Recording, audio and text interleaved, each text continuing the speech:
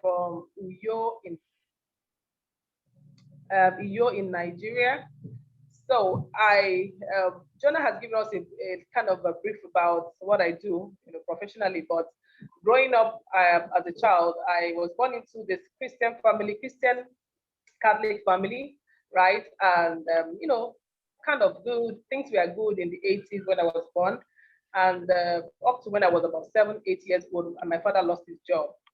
When my father lost his job, I experienced, a different kind of life. There were times when we didn't have food, after that, I didn't really understand. Then there were times we didn't have help.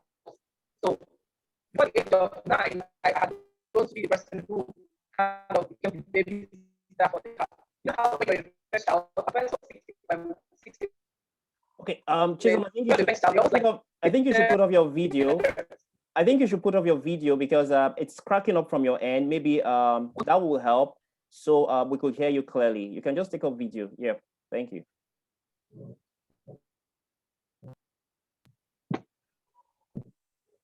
Okay.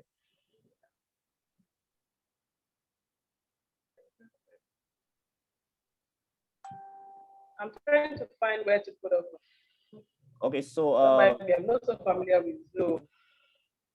All right, are you using a phone or a system? Okay, that's it. You're off now.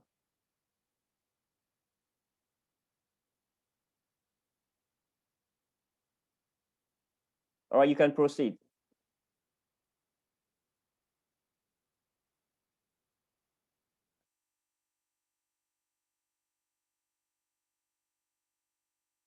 Can you hear me, Chisholm?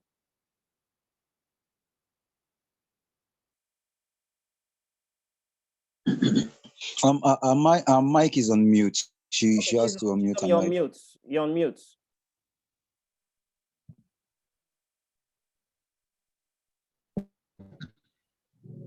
Okay. Yeah. So just click on the video icon, and that will be it.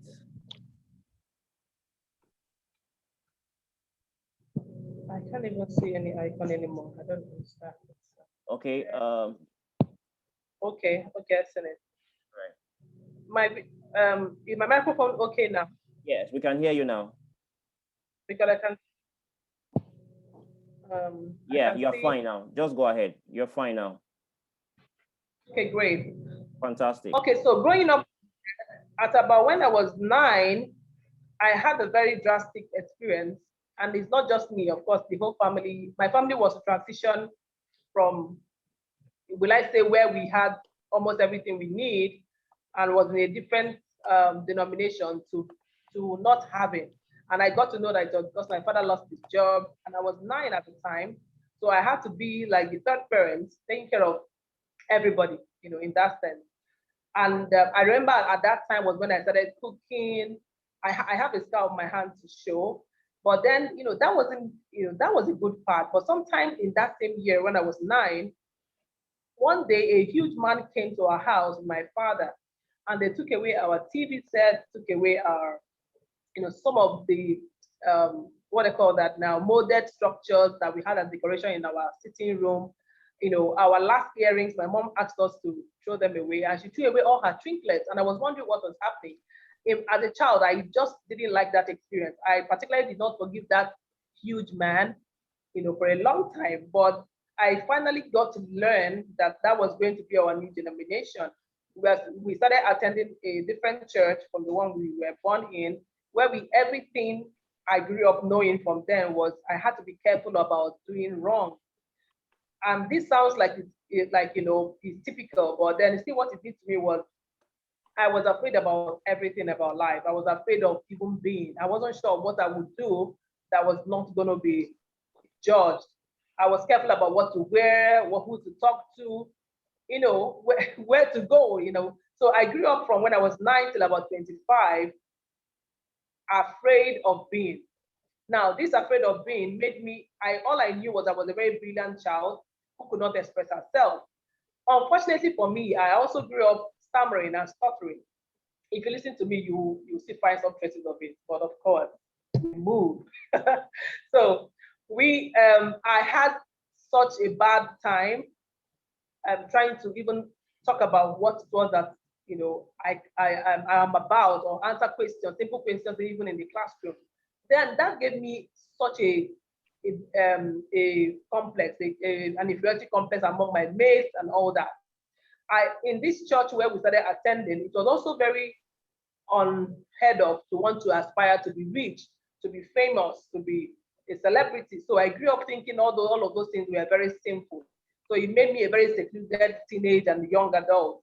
By the time I was in university, it was so bad that I couldn't climb up the stage the day I was called, because in one of my courses in English department at Imo State University, I was the only one who scored an A in a particular course that the lecturer always boasted was very tough. Now, my matric number was called over and over again, and maybe imposter syndrome, timidity, whatever it is, I just couldn't, believe that I was going to be the only person being celebrated. So I didn't show up. The lecturer was disappointed. I was that timid, and I was 22 at this time. And at that time, of course, I didn't have a lot of friends. I didn't have male friends in particular. I was always wanting to be sure that I will not miss heaven and all of those things. So I didn't grow up learning about business. I didn't grow up, understanding what it was to follow your life, to follow what you love to do. Now, by 2012, let me say by 2007, I had to leave home, practically, like run away from home. Let's put the run away in inverted, like in quotes. Now, I had the opportunity to go for a wedding. This was a few months after my youth service. I was still that girl who has finished university, who is home, who is waiting for her daddy to help her find a job, who is going for different bank tests. At that time, banking was the ish, like, who was helping her get, write different bank tests, even though she knows she doesn't have the calling to work in the bank. She didn't even like, calculations and statistics and all of those things. But I was tired of just being that girl who just cannot do anything she loves to do. By the way, before that time in the secondary school, I had studied the sciences because my parents thought it was a good idea for me to do that. Now, I always grew up loving to read. I was a voracious reader. At 9, I had read the book Every Woman. I was curious about books. Now, but my parents, and then I liked English and literature. For me, that was the only 2 subjects I cared about in the world, but my parents thought otherwise. So I had gone through university, through the secondary school, Federal Government College, Calabar, and struggling with sciences, struggling with all the smart heads who are supposed to be doctors. I practically did not know what I was doing in their midst. But anyway, this followed me to when I finished university. How did I get into university? 2 years after, because at the point where I was supposed to take my WAEC exam, I was a boarder in Calabar. On physics day, I was so sure I was going to fail physics. I was very sure I was going to fail mathematics, chemistry, physics, but I knew that I may not even be able to write anything on my paper on physics, because that was one of the scariest courses to me. And it was a compulsory one in my class. So I ran away from school. I went to, there's the way my school is. So there's a valley part where we have the building, where we had the dining hall. I had to run away into a big gully to go and hide, so that no teacher finds me, nobody finds me until the bell goes that the WAEC exam for that day was over. So I didn't write my physics exam. My father didn't know. When my result came out, of course, I was absent in physics. I failed chemistry. I did well in a few other subjects, but my result was neither here or there. So my father was angry with me and said, you don't have, your results cannot fetch you any university degree. So I came home and started working in a nursery and primary school owned by my mom. But at that time, I was saving up money, so I took the GCE exam by myself. I bought the history and government books by myself because I had never offered those courses. I read by myself and I took those exams and I passed. I got myself admission into the Imo State University, even though I didn't offer them, because a friend told me there's a supplementary list. So I got into school. When I got admission to study English and literary studies, which was what I applied in Imo State, and I was excited because that was what I have always wanted to do. But I didn't know how my father was going to take it. 1 year after a few months, my name came out. The task was how was I going to tell my father that had gotten an admission he did not really like. But I had to tell him because this was 2 years after staying at home, after WAEC, doing nothing, or rather, teaching in the school. So I told my father, he took me to the school, registered me, but with a promise that since I have deviated from the sciences, I have to study law. Now, that was another boring course for me. I didn't understand how I'll be speaking, all of those legalese, I just didn't see myself as a lawyer, sorry to lawyers. I told my father, this is what I want to study. He took me to the legal department and promised that I would switch over after year one, which I agreed. I got into school. I got into school also being that girl who was always being constantly watched from my denomination. So I joined my denomination on campus. I was detected about what to wear, who to talk to, where to go. So I didn't have a social life. I didn't have friends. I was just serving God and doing well in my studies. Now, I had backtracked a bit. Now, let me go back to where I had finished youth service and was still at home. I had the opportunity to go to Lagos State for a wedding.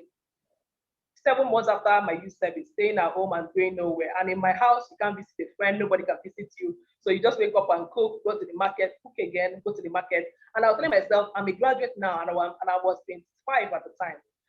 So when the opportunity came for the wedding, I took it with both of my hands, but I knew my father was not going to allow me. But I decided to go. So that was why I said run. I ran away from home. So I went to Lagos. After the wedding, I decided to stay back in Lagos.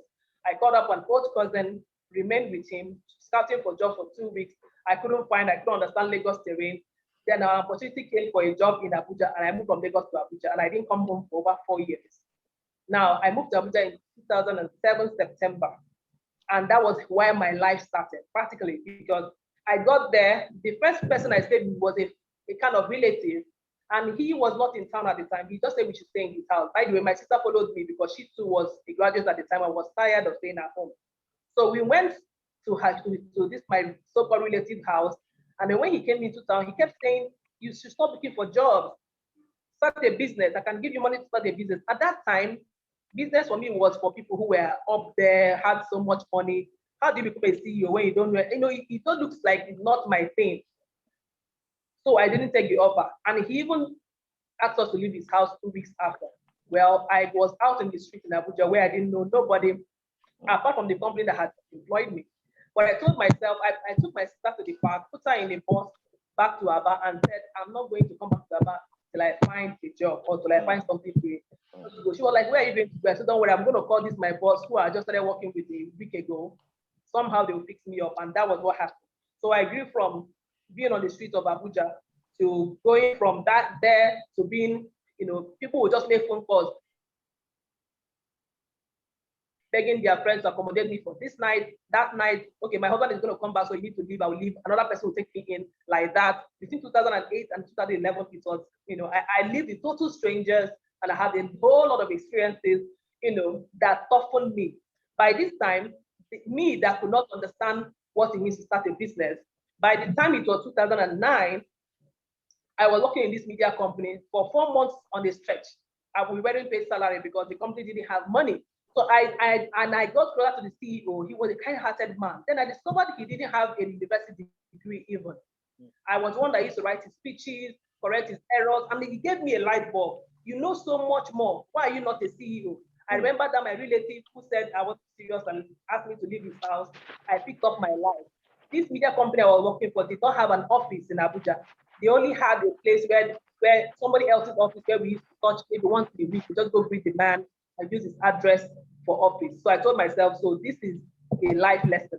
So I learned that to be on your own company, you don't need all of those paraphernalia and stuff. And I also realized, that was when I also knew that to register a company would not cost so much. So on the job, when I couldn't get paid, that was the reason I couldn't also go home. I couldn't go home by the next year, December, I couldn't have any savings. I didn't have a house. I was living with different people, but I was resolute. In these different people, I met a lot of offers. In Abuja is a place where, as a single woman, you hardly even see a single man toast you. So I had a lot of those married men offers, which of course I said, no, my background is, that's dirty. Where I'm coming from, I can't even do that. All of those things brought, a lot of hardship. Thinking about it now, I don't know how I went through those periods, but I know that somehow in life, whenever you're faced with an opportunity, you can never know how strong you are until you're faced with no option at all. So I basically decided to do my best in that media company, even though salaries were not coming, it was on and off and all of that. As time went on, I got another job with a pension company. Things began to get better a bit. I rented a house in outskirts of town, and began to live. Now, by 2012, I had such a strong push to become all that I wanted to be. I had questions in my mind and I wanted to share them. First of all, the fact that I had moved from being afraid of opening a company, and by 2009, something I was always doing, even as a university student, became a skill. What happened? Salaries were not coming, and I told myself, how can you survive in this town? Is there something you know how to do that you can put the money to let people pay you? That thing, the only thing that came to my mind was I read a lot of books and I see a lot of errors from authors. Can you correct their mistakes like you have always done in school and people can pay you? So I started telling people I can help them edit their books. That was how I started earning money in 2009. By 2010, I registered my company. That company is still 11 years old now and has become a big deal. That was the company that led me to starting a blog in the first place, because I was thinking of, oh, how do I get a website at that time, 2010? A friend said, why not start a blog? I said, what is a blog? He showed me how to design one, and I've gone on to make a lot of money as a blogger. I own a blogging agency today and all of those things. Now, when I tell people that when I was 30, I didn't understand how to price myself. I didn't know how to make money. I didn't even know how to approach people.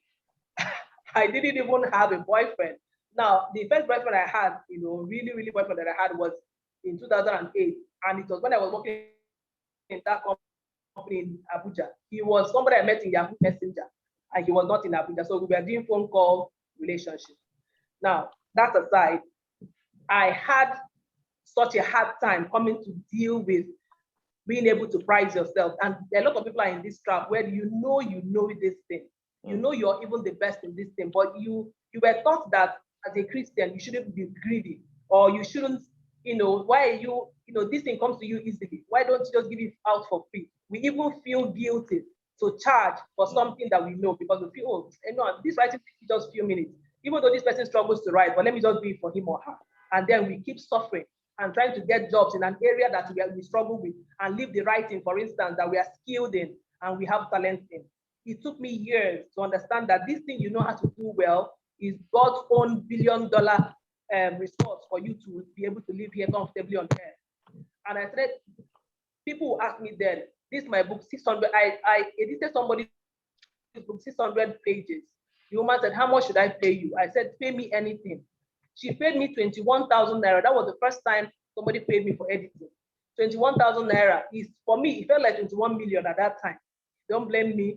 And I was so excited. Meanwhile, I worked on that script for over 3 weeks, night and day. I had to borrow a laptop from a friend, Emma, to be able to even execute the job. But I was just excited that this thing I have always done from secondary school, university, without asking for money, that somebody is paying me was such a big deal for me.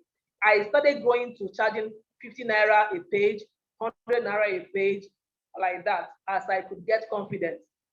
And today, that company is still existing. It's worth so much, and has helped a lot of authors. My Bloggers Academy is thriving. These things all happened in my 30s. Remember, before I was 28, 29, I didn't understand money. I didn't have a business background. I never saw my parents doing any kind of business. So I didn't understand all of that. I didn't understand how to assert yourself, be yourself. It took me to leave home. It took me to quit the church too that we were attending, because there's a whole lot, that this story is just a summary of a lot of things. I had to quit that kind of church that made me feel like, you are not worth it. You're here to just, praise God in the way they see it, and then we possibly go. And then having had to struggle with pricing myself, understanding who I was, helping other people was such a struggle that has taken me years. In fact, it's not something I can say it's totally over, because you have to keep telling yourself, I'm worth this and I can do this. So I think I want to start from now. Maybe in questions I can take more questions. Thank you very much, Chisom. Thank you very much, Chisom. That came out very, very strongly. And I want to downplay whatever denomination. I'm glad you didn't mention the denomination, and I don't want to know the denomination. That's not why we're here. But something came out very strongly from what you said, and that is environment, right? Rather than talk about denomination, I would like to talk about environment. And if you go back to the first roundtable talk we had in December 2021, it boils down to the same thing we're talking about. Now, as I say this often and often again, sometimes people really do not know how to define who they are, right? And if I hear you clearly, that did not happen not until you were about 28 years, and within the space of 2 years, when you were able to define who you are and where you were going to, you were able to break through. Talk to me, am I correct? Yeah. Fantastic. Yes. Now, secondly, from what you said, it came out also clearly that resilience was one value that kept you going. You were absolutely resilient. Now, it takes a courageous mind to be able to do that. And I want to commend you for that. Now, basically, like I was saying in the beginning, life was not designed to be fair. Now, we always find ourselves in a position whereby we want to blame XYZ, our parents, sometimes you hear people say, I don't know why I was born into this country. Some hear people say, I don't know why I was born into this family. Now, it doesn't matter whether you are a Nigerian or you're an American. It's not that actually matters.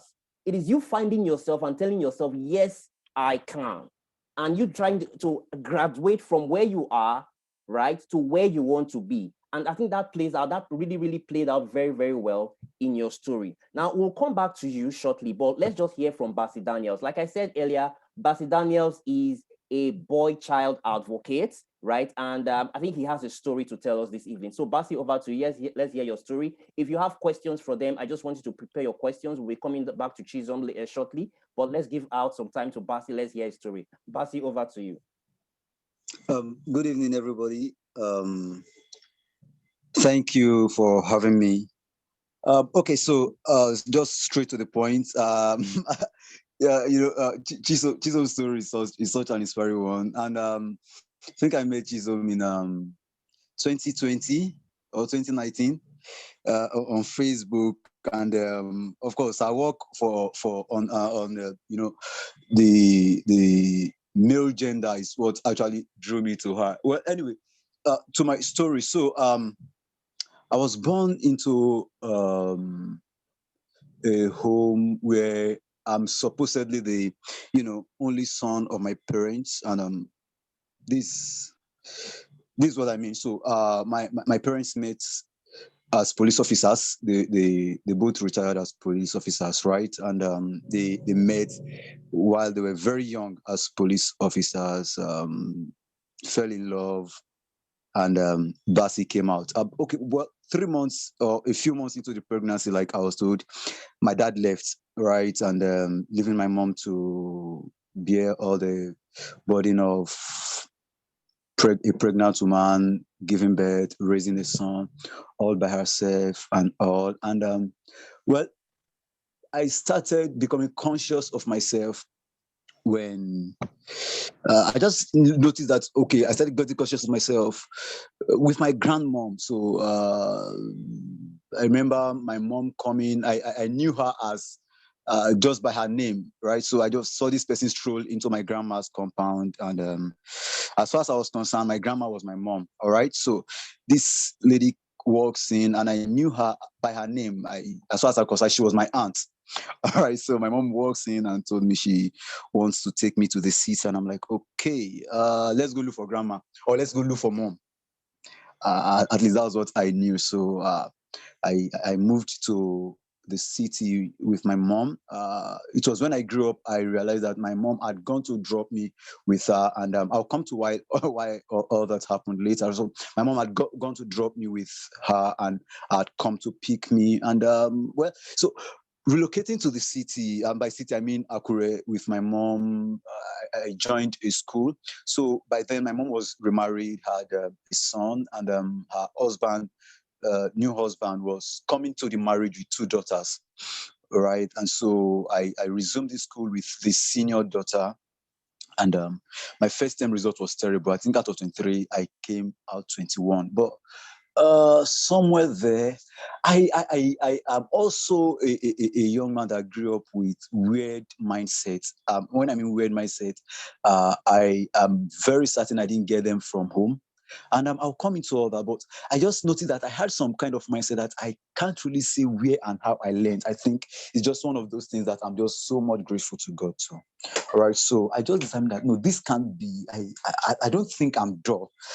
All right. So I just decided that I was going to do better. And in the next term, I was fifth, and I just went up like that. All right. So I from there went to secondary school.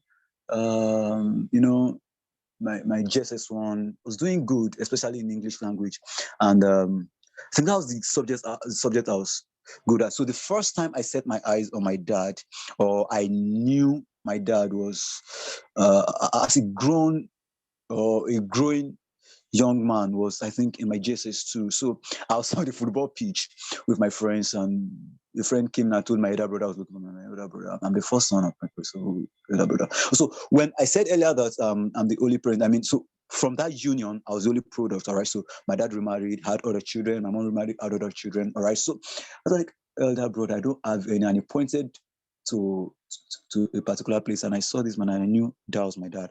Ran to him. I was so happy, hugged him. You know, it was a short time, but you know, the joy, you know, it's unexplainable, right? So we chatted, and he left. And I got home, I told my mom my dad came visiting, and then life went on. And in JSS3, you know, you were to choose which area you want to, you know, concentrate on in your SS class. And as my mom and my stepdad would have it, I joined sciences. And my struggle in life, as I would know it, as far as I'm concerned, started struggling with my academics. I wasn't sure what was happening. I knew I was not dull, right? But I knew I was not doing well with my classes. I was practically failing all classes. From SS2, I started skipping classes. School became boring. Nothing was fun except for my English language, all right? I was doing very well in it. In fact, I didn't attend most of my English classes, but I was just doing well. I was just a natural with it. But when it comes to physics, chemistry, mathematics, I was doing terrible. I had to repeat my SS2. I repeated my SS2. By the time I promoted to SS3, after repeating the class, I promoted because I had to cheat. I cheated all through my exams. You know, it was not just making sense. And the same thing with my NECO and my work. I cheated all through. No matter how hard I read, it was not sticking. And I didn't know what was going on, what was wrong, or what I was doing wrong. I just maintained the mindset that I'm not a dullard. I don't know what was going on, but I just know I was not a dullard, all right? So I finished secondary school, and I spent another 5 years at home, 4 years at home before I got admission to the university. Now, how did I get admission to the university? I failed my JAMB 4 years, 4 times rather, JAMB, post-JAMB, JAMB, post-JAMB, 4 years. It wasn't working. Friend just came to me and like, see, they're taking a part-time form in school. Come and take one before you kill yourself at home. I took the form, I registered, and I got to school. And because the programs then in the school I attended, they didn't have sciences. So I registered for a social science. I did business administration. And so some of my courses, because I did geography and I think if you economics, which were social science courses, that helped me to, change to a social science course. And I was just, I was in between average and just, I think the highest I had was a B, and I had to struggle to have them. However, my classmates knew this guy was brilliant. They could not just place what was wrong with him. Anyway, I went through university that way, and so that secondary school experience was the last time I met my dad, right? Last time I met or heard of him. Mm-hmm. And suddenly my mom began to press me to reconcile with him. I'm like, reconcile with him. I got to this point without him. I do not need him for whatever reason. And I'm actually strong-headed, right? Okay, so Basi, were you pained that your father was not there during this journey? Yeah, I was. Okay, so can you narrow it down to how you were able to find yourself, right, despite all this that you have mentioned? Yeah. So I'm coming there. Okay. All right. So I was pained, right? And my mom, for whatever reason, just had me reconcile with him, brought in an external person, and reconciled in 2010. And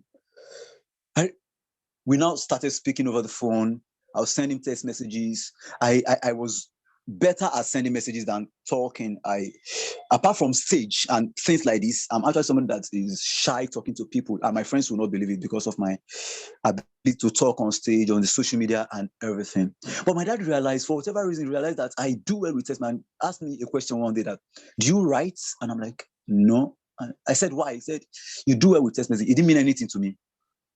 I graduated school like that, and 4 years into a relationship, that is after I reconciled with my dad, he died.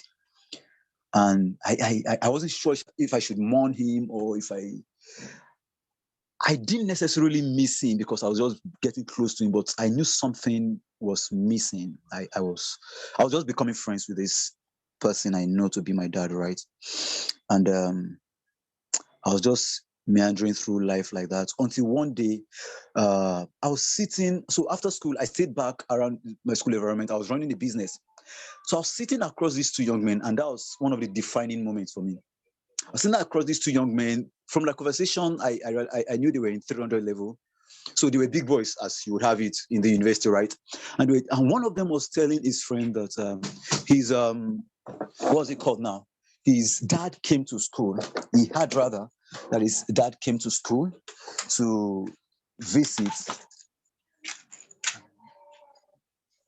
That his dad came to school to visit, and he heard that his dad came to visit, which means he didn't see his dad, and he broke down in tears. And he was telling his friend that all he just wanted was to see his dad. If he could just see his dad, and he broke down. He was weeping before his friend, and he got to me. There was a connecting point. I could relate. I wish I could. At that point, I didn't know what to do with the story, but I wish I could go to him and talk to him. I could relate with his story. I could, his story came alive to me, right? And I just left. And over the years, I started seeing a lot of seminars, a lot of workshops, a lot of, online, offline, about the girl child, about women, how they should prepare for marriage, how they should prepare for their careers, everything. And you practically see nothing for the man, for the boy, the man child, the boy child. There was practically nothing. Either he wants to get married or he wants to set up a career. There was nothing, and I was bothered because I was coming from a place where I was hurting. I was broken. I was trying to find myself. I got into school late, and I was still struggling with my academics and everything. And can there not be an answer for me as a boy child? And then I finished school, of course, and then I got into a relationship. I got into a relationship, and I was thinking I was going to get married at 29. I was going to get married at 29 and settle down. And at 30, I had my worst heartbreak at 30, which made me relocate and all that. Now, at relocating, I told myself that this was not going to be my story. Somehow I began to hear stories of young men who were going to either commit suicide or were done, were tired with life. And I don't know why I started seeing or hearing all those stories. In fact, a friend of mine reached out to me. I can't remember what we were talking about. He sent me a story of a poet, a fine young man who committed suicide. And while we were talking about that, he told me how he himself was at the verge of committing suicide at a point in his life. And this was a friend who I thought was doing well. I was, quote and unquote, envying. And I'm like, okay.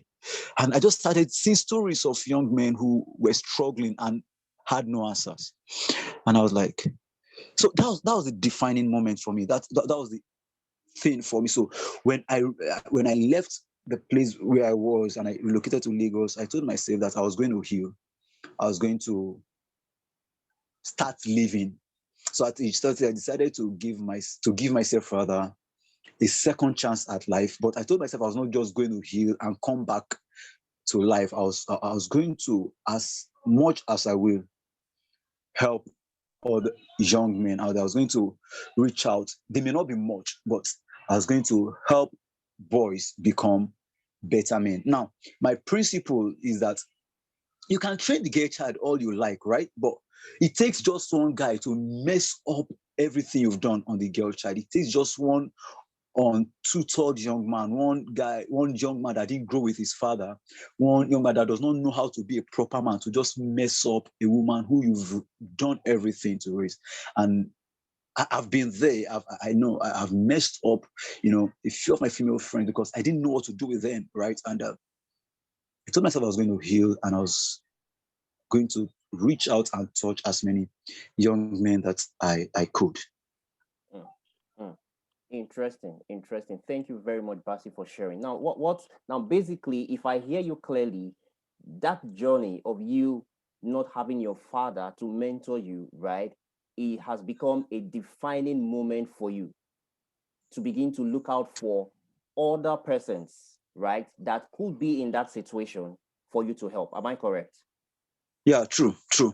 Absolutely. Now, I have a question for you, Chisom, right? And the question I want to ask is, did the experiences you had, right? You being kept in the house, you not being allowed to do X, Y, Z, and all of that, can you say it actually helped you? Looking back now, all the experiences you had in the past, has it in any way helped you in becoming a better person today? Chisom, are you there?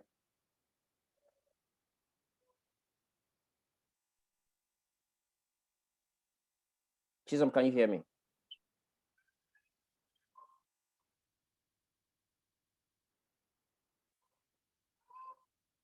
All right, I want to assume maybe she's not there. All right, now let's see. Do we have questions for any of them?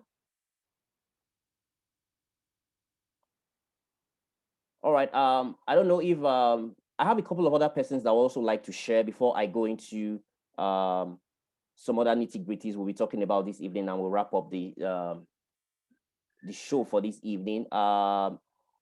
Is Pastor Amos on the line? Understand you want to. Okay, Chisom, your mic is on mute. Do you have did you hear me clearly?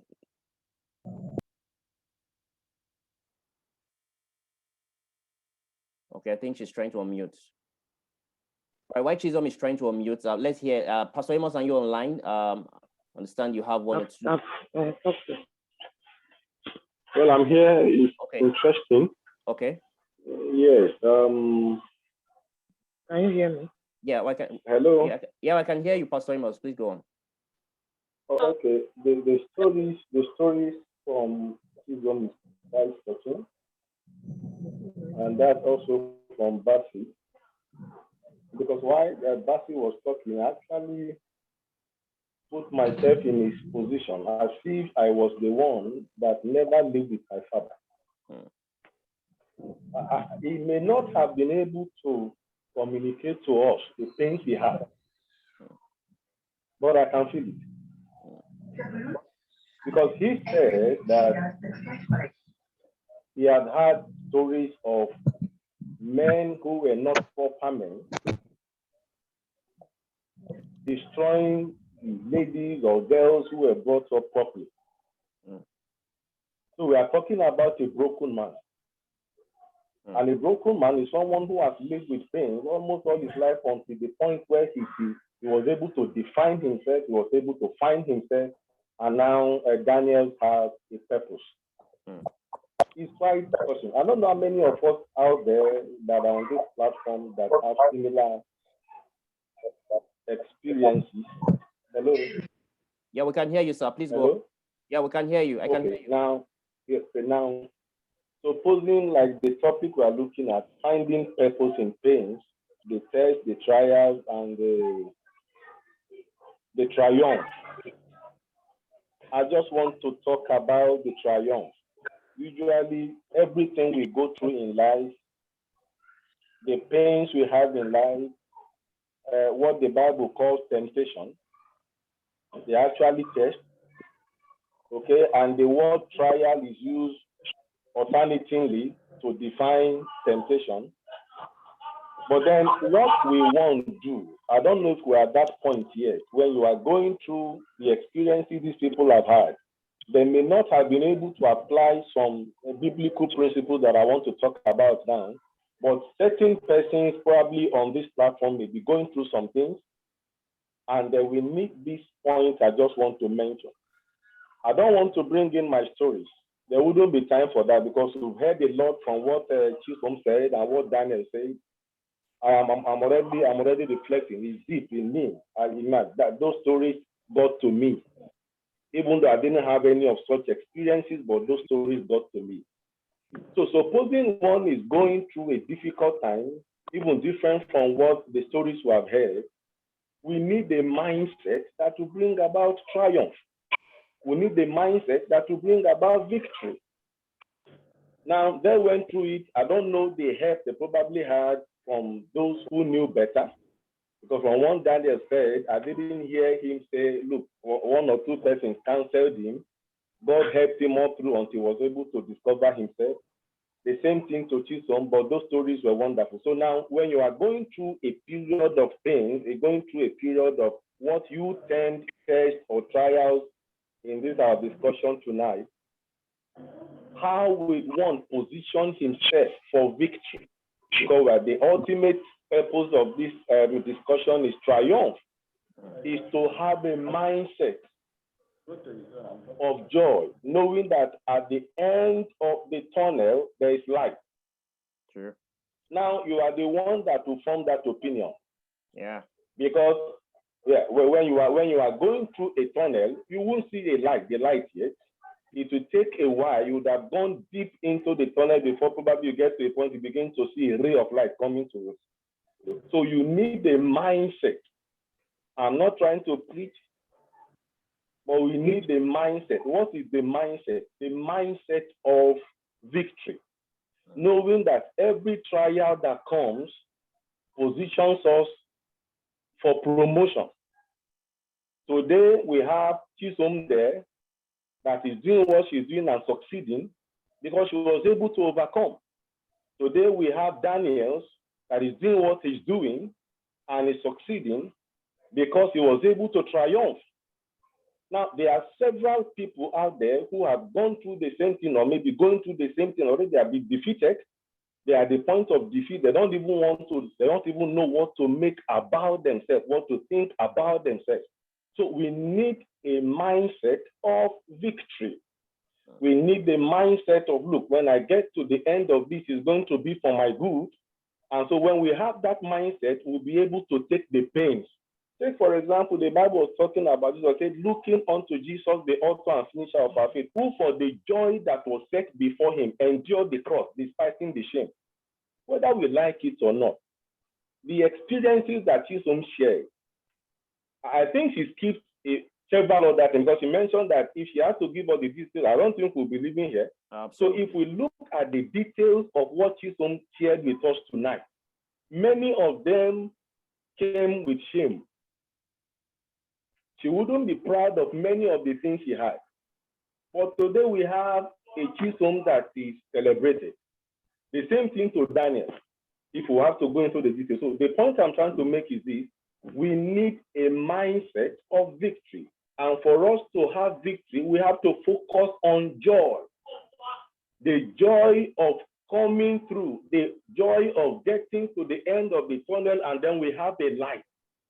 Now, this joy gives us the strength to go through.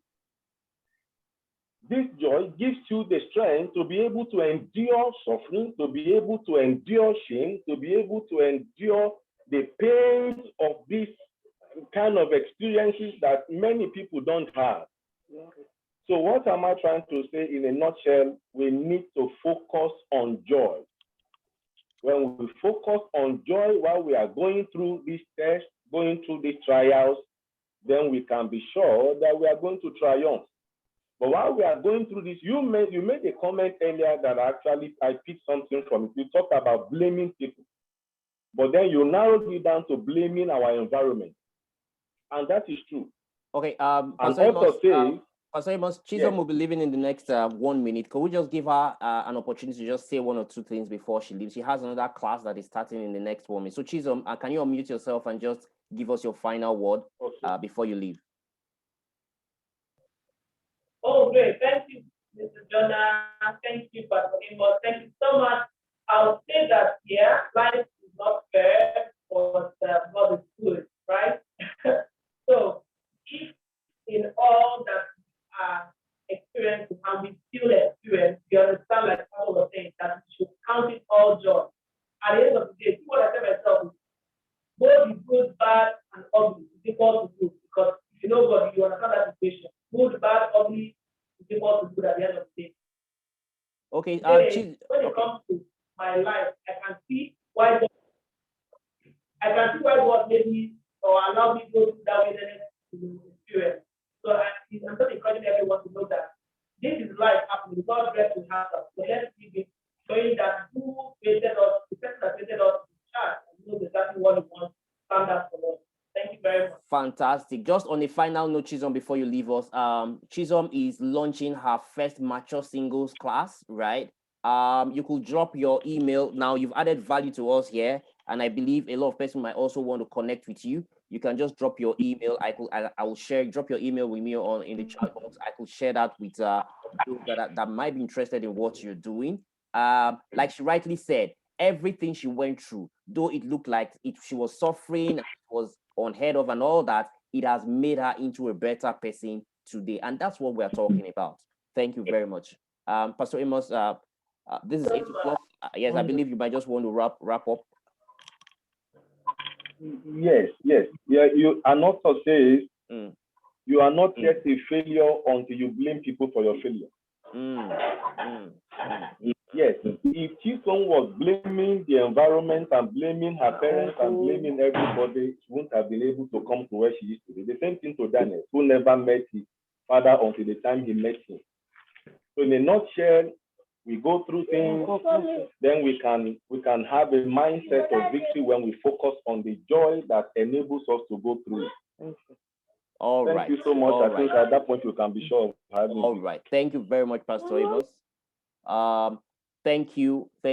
Now we'll just give room for questions. Her email address is chisom utibeka@gmail.com. It's in the chat box. You can pick it up from there if you want to send her an email. Now it's open for we have questions. Now, like Pastor Amos rightly said, you might not necessarily be going through what Chisom has gone through or what Bassey has gone through, right? Like I said, life was never designed to be fair, right? It was never designed to be fair. You just need to deliberately look at it, just hit it and begin to find ways to win despite against all odds. And for me, the solution I recommend is when you're going through stuff, now it's okay to cry, it's okay to be sad, it's okay to be downcast, it's okay to, because we're all human beings and we're emotional beings.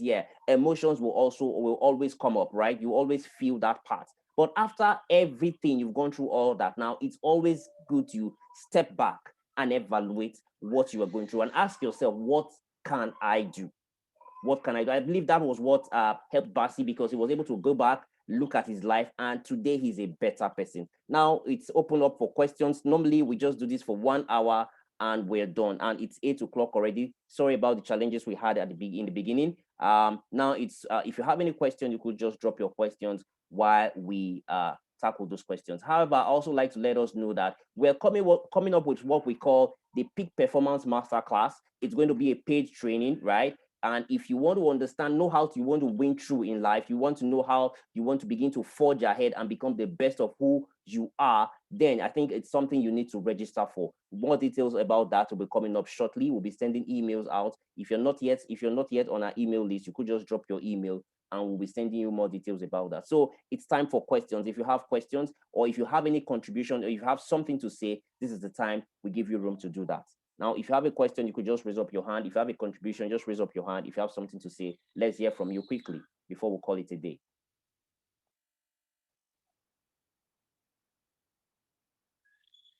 I'll just give the next 1 minute for that. If nothing is coming up, then I'll just do a wrap up on everything we've said. Then it will be good night from my end. Now, basically, we've heard from Chisom, and from Chisom, basically what I've learned from her is being resolute. Now, it's often said that Nigerians are resilient, and I think that resilience was actually seen in her journey. While I might not totally recommend everything she went through as a way out, right? Because I think some were just born out of maybe the experience she was going through at that point in time. It's not recommended. There's nothing that is ever recommended, but definitely there is always a way out to become the better you. All right, that's one thing that's come out clearly. Resilience, just telling yourself that against all odds, I am going to pull through. All right, and from Bassey, what I just learned there is I think he was able to evaluate and just tell himself, now something in him just told him, do you know what, I can be a better person. And gradually he was able to find a way. All right, we have Pastor Amos is raising his hand. Okay, quickly, let's just hear from you. Okay. We may never have the time to swim across every river to get to the other side. We may never have the time to build all the bridges we need to build to be able to move from one mountain to the other or to another. Now, looking at the experience of Bassey and the experience of Chisholm, I want to recommend that when one is going through such a tough situation, it's good to go for counseling. By that, I'm talking about having a mentor. It may not be in the church, but that has been our thinking. We think it's only in the church you can. No. You may see someone that lives around or that works where you work that is doing something better that you think may have some superior understanding or a better understanding of your situation, then you go for counseling. Because we can't live long enough to make all the mistakes in life and learn from them, from our own experiences. So I am recommending having a mentor. I think, Jonah, you are a mentor. You are a coach. And I believe also that what Daniel is doing is also a coach, and Chisholm there, they are coaches. All of you are coaches. Now, it will be important if somebody is going through a situation like this, look for a mentor who knows better, that will help you to navigate through, so that we don't spend almost all our life suffering and trying to garner experiences that will help us to get on top. Thank you. Thank you very much. Bassey, let's get a final word from you. Okay, thank you very much. Lastly, I was just going to add, so what exactly did I do that caused a turnaround for me? It is that, amongst other things, right? But for lack of time, I'll just concentrate on one. It is that I decided to deliberately start taking charge of my life. See, as much as I could blame the absence of my dad for everything, but I made decisions, right? It was not my dad that told me to skip classes. It was not my dad that told me to, move with bad friends. As much as, okay, you could say it's because I didn't have, that parent, that fatherhood guidance and, all that, but I made those decisions, right? So I came to a point where in my life where I decided that, okay, if I can make better choices, I can come out better, right? And part of making better choices was what Pastor Amos earlier said, is I started to associate myself with people who I know can do better, right? Who I know are doing well as men, both as husbands and as career people, and all that. I go closer to them. I started with those I couldn't contact. I started reading them. All right, so just know that you're in charge of your life, no matter what it is that Nigeria is throwing a lot at us. But at the end of the day, they are not going to say it's Nigeria that caused it. You're the one at the driving seat of your life, right? And everything cannot be bad with you, right? So remember in my story, I once said that my dad pointed out the fact that I was a writer. I didn't know this until I started to, what exactly am I not doing with my life? And I could write. I see people write also, and I could do this, right? Okay, so I decided to give it a try. And today I'm a writer, I'm a social media manager, I'm a content creator, all because I started to pause. So there's nothing bad with you pausing for a while. Things are not going on, just pause for a while. See, everybody, we are all running, all right? And you do not need to run. Just take a pause, my friend. Just take a pause, relax, and look inward. The funny thing is the answer to everything is actually within us. And this is not just some motivational talk. This is the reality. The answer is inwards. I've always been a writer. I've always had the flair for creating content and, being on the social media, but I didn't know this until I paused. I took a pause and evaluated my life. All right. So yeah, take charge of your life and take a pause. Take a pause, rather. Take a pause to breathe. Thank you. That's it for me. Thank you very much, Bassey. Thank you very much, Bassey. That's a very, very good note to end this